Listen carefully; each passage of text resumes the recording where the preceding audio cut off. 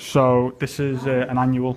So Big Garden Birdwatch has been going for 38 years, and it started off with just being asked to watch your garden for 1 hour and record what species of birds you see, the highest count.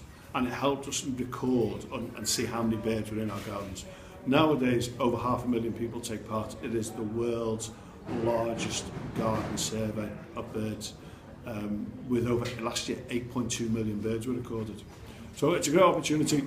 It's on this Saturday, which is the 28th, the 29th, and the Monday for the first time. First time they've done it, because lots of people have recorded that they've seen lots of birds normally before Big Garden Birdwatch, all the food's up and everything else.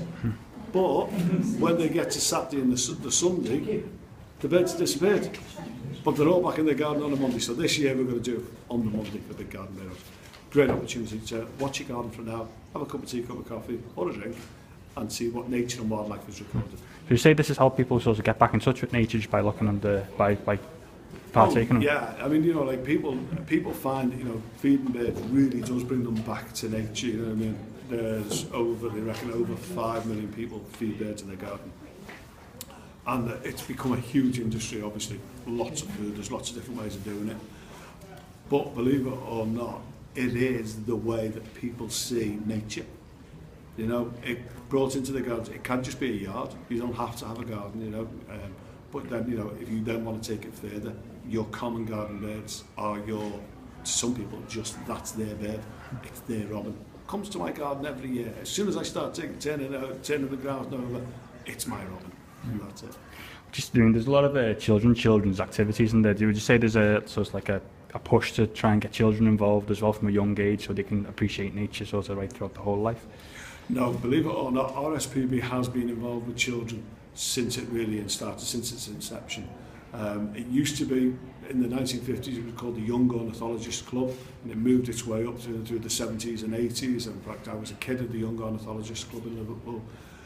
But now it's called the Wildlife Explorers. And what RSPB knows, because it's been going for well over a century now, is that when kids are interested in nature and wildlife from a young age, although secondary school or maybe, you know, going and finding a job and everything else stops a lot of that, when you get into your 40s and 50s and 60s, it's something you go back and embrace again.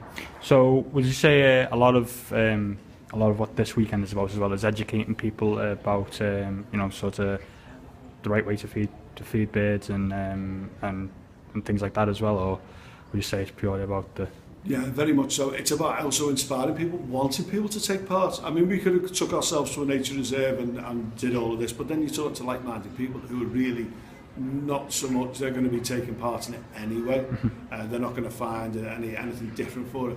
But today here in the Palm House in Sefton Park, we really want to get people who are just dropping in to have a little warm in the Palm House, to learn a lot more, talk to them, show them the birds as well, because believe it or not, some people just think that, you know, I don't know any birds. I don't see any birds in my garden. Somebody's already sent me a message today saying they've seen 40 different birds in their garden of 14 different species.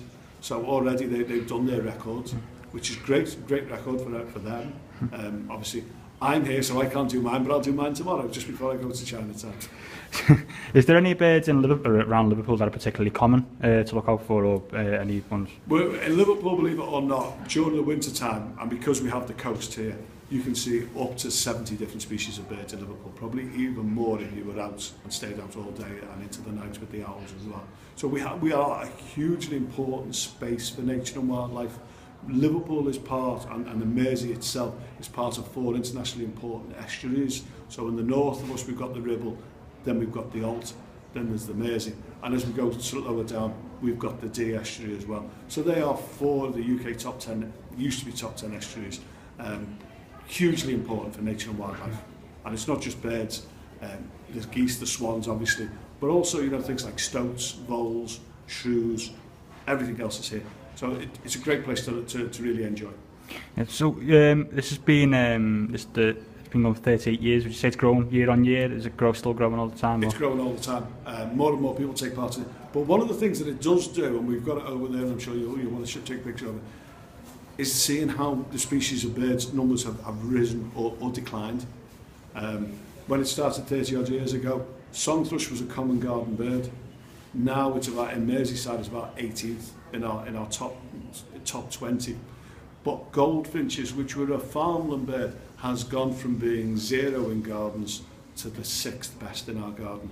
So although on Merseyside our commonest bird is the house sparrow, there are more and more birds that are starting to creep into it. So people are seeing great spotted woodpeckers, even overwintering blackcaps that should be in Africa are now being recorded on this. All right, thank you very much for speaking.